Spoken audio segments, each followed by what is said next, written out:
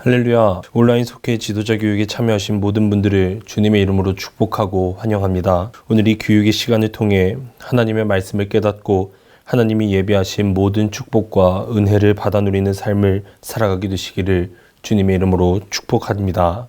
함께 기도하시겠습니다. 사랑과 은혜가 많으신 하나님, 이 시간 온라인 속회자 지도자 교육에 참여하게 하신 은혜에 감사를 드립니다. 오늘 우리에게 주시는 말씀을 통하여 진리의 은혜를 깨닫게 하여 주시옵고, 오늘 받은 말씀에 힘입어 세상 속에서 승리하며 살아갈 수 있도록 주님 인도하여 주시옵소서.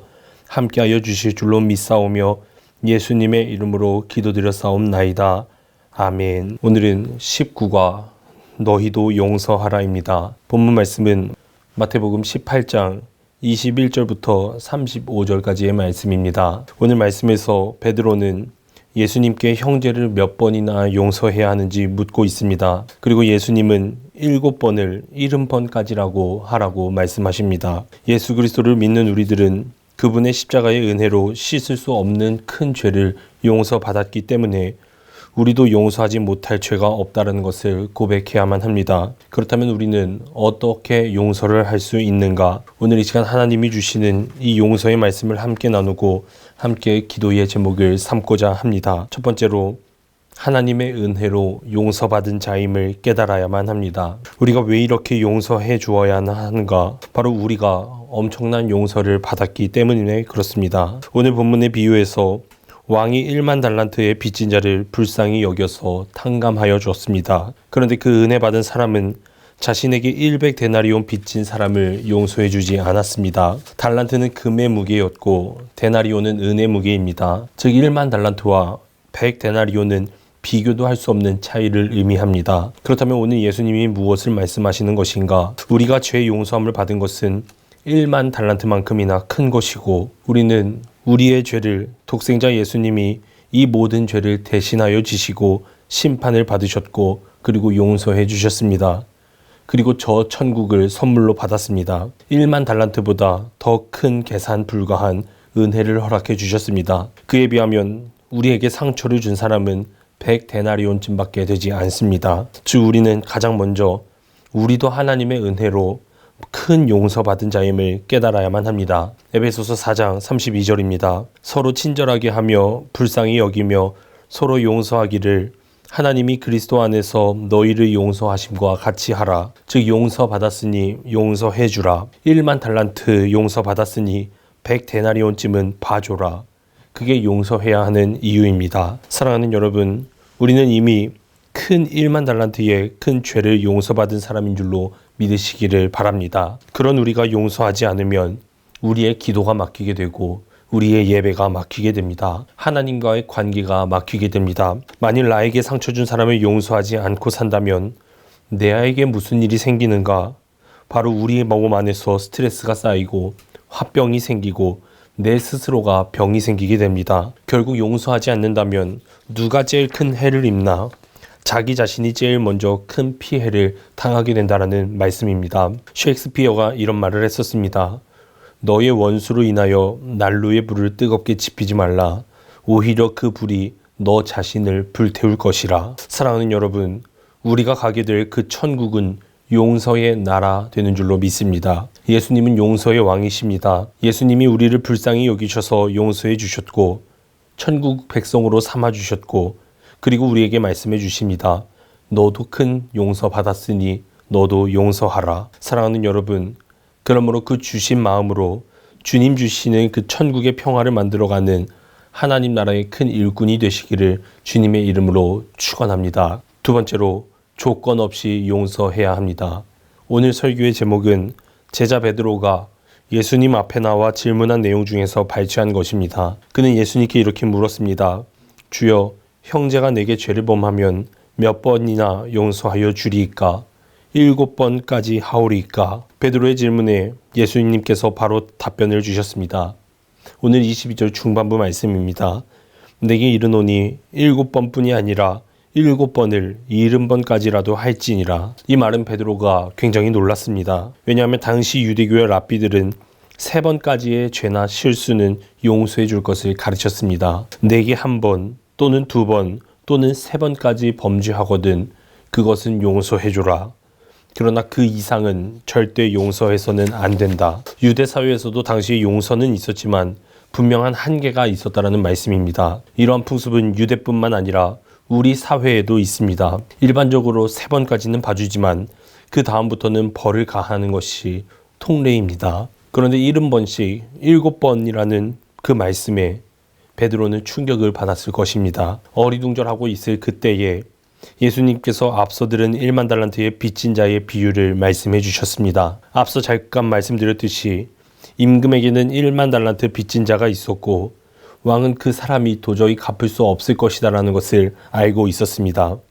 그래서 그를 불쌍히 여겨 주었고 빚을 탕감해 주었습니다. 참으로 놀라운 일이 일어난 것입니다. 그런데 이 사람이 어느 날 자기에게 100데나리온 빚진 동료를 만났습니다. 그는 다짜고짜 멱살을 잡아 흔들면서 내게 빚진 것 갚으라고 소리를 질렀습니다. 100데나리온 빚진 자가 엎드려 사정을 합니다. 내게 참아주소서 갚겠나이다. 그러나 이 사람은 그 사정을 봐주지 아니했고 감옥에 가두었습니다. 이 광경을 지켜본 다른 동료들이 왕에게 가서 이 사실을 그대로 다 고해 바쳤습니다. 그리고 이 말을 들은 왕은 분노했습니다. 그리고 그 사람을 감옥에 다시 쳐넣었습니다. 빚진 것을 갚기 전에는 못 나올 것이다. 참으로 안타까운 일입니다. 말할 수 없는 큰 은혜를 입은 그 자가 어찌 그렇게 안색하게 자신의 동료의 허물을 용서하지 못하고 선을 악으로 갚았는지 이해를 할 수 없습니다. 참으로 어리석은 사람입니다. 그렇다면 이 비유의 말씀이 우리에게 주는 메시지는 무엇입니까? 용서하라는 것입니다. 왕이 탕감해 주었던 이유, 그를 긍휼히 여겨 주었고 불쌍히 여겼으요. 우리도 같습니다. 우리가 주변 형제에 대하여 용서하는 이유는 우리가 먼저 불쌍히 여김을 받았기 때문입니다. 그러나 그는 겨우 100데나리온 빚진 자기 동료를 용서하지 않았습니다. 자신이 용서받았다는 그 사실을 망각한 것입니다. 그리고 그 광경을 목격한 다른 동료들이 왕에게 고발을 했었고, 그리고 왕이 화가 나서 그에게 말한 것이었죠. 내가 너를 불쌍히 여김같이 너도 내 동료를 불쌍히 여김이 마땅하지 아니하냐. 왕의 이 말 속에서 용서에 대한 원리를 발견할 수 있습니다. 그것은 불쌍히 여김을 받은 자는 다른 사람에 대하여 불쌍히 여김을 베풀어야 할 책임이 있다라는 말씀입니다. 왕은 그를 향하여 악한 종이라고 부릅니다. 자신이 왕에게 긍휼을 입은 것에 비하여 자기 동료가 자신의 빚진 것은 정말 티끌과 같이 적은 것이었습니다. 무시해도 되는 것이었습니다. 사랑하는 여러분, 모든 그리스도인들은 1만 달란트 빚진 자보다 더 큰 빚을 지은 자들입니다. 이 말은 하나님의 크신 긍휼과 사랑을 입은 자들이라는 말씀입니다. 이 사실을 깨달으면 하루하루 순간이 감사와 찬양의 연속입니다. 우리의 죄와 우리의 허물로 영원한 저주와 멸망, 지옥의 형벌을 받을 인생이었습니다. 그러나 긍휼이 풍성하신 하나님께서 그 크신 사랑으로 용서해 주신 것입니다. 그 용서는 값없이 거저받은 것이었지만 하나님 아버지께서는 예수 그리스도를 십자가에 못 박아 죽이는 아픔과 고통을 당하셨습니다.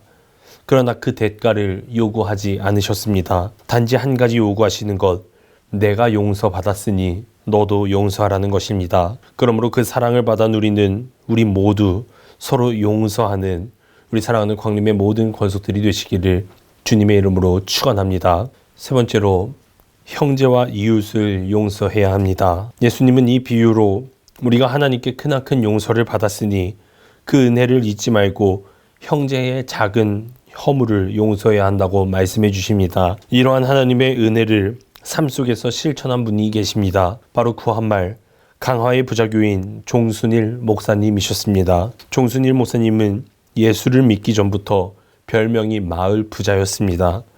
그래서 많은 사람들이 그에게 많은 돈을 빌려갔었습니다. 그런데 어느 날 마태복음 18장 오늘 본문에 이 비유의 말씀을 들으셨고 며칠을 고민하다가 자신에게 돈을 빌려간 마을 사람들을 집으로 불러 모아서 자신이 읽은 마태복음 말씀을 다시 들려주게 되었습니다. 그리고 그는 이렇게 말합니다. 오늘 내가 예수 믿고 죄사함 받은 것이 1000만 양 비탕감 받은 것보다 크거늘 여러분에게 100냥 청냥 돈 빌려주고 그걸 받으려 한다면 이는 성경 말씀에 나오는 악한 종이라 할 것이요 이 시간으로 여러분이 갚을 빚은 없소. 그리고 그는 문갑에서 빚 문서들을 꺼내서 보는 사람들 앞에서 불태워 없애버렸습니다. 행여나 빚 독촉을 받는 것이 아닌가 두려운 마음으로 왔던 마을 사람들은 놀란 눈으로 그를 바라보았고 감격하여 눈물을 흘렸습니다. 그리고 이 사건을 계기로 홍이 마을에 복음화는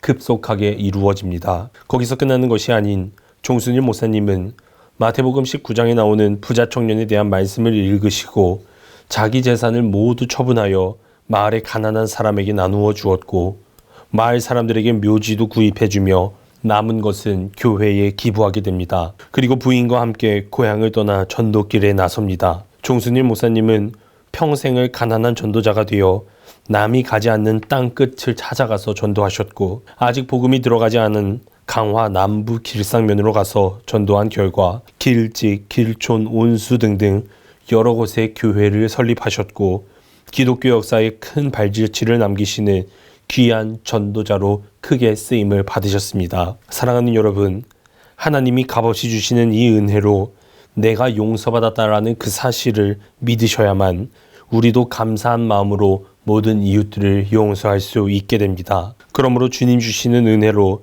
진정한 평안을 맛보시며 살아가는 우리 광림의 모든 권속들이 되시기를 주님의 이름으로 축원합니다. 기도하시겠습니다. 사랑과 은혜가 많으신 하나님, 용서받지 못할 큰 나의 죄를 직접 용서하여 주신 그 은혜에 참으로 감사를 드립니다. 주님의 그 크신 은혜와 그 용서하심, 나만 받고 누리는 것이 아닌 나도 이 세상을 살아가게 될 때에 세상 모든 이웃들을 용서하고 베풀며 살아가게 하여 주시옵소서. 이익을 보고 따지는 것이 아닌 주님께서 십자가에서 모든 죄를 대신 갚아주신 것처럼 우리도 조건 없이 섬기며 용서하며 살아가게 하여 주시옵소서. 함께하여 주실 줄로 믿사오며 예수님의 이름으로 기도드렸사옵나이다.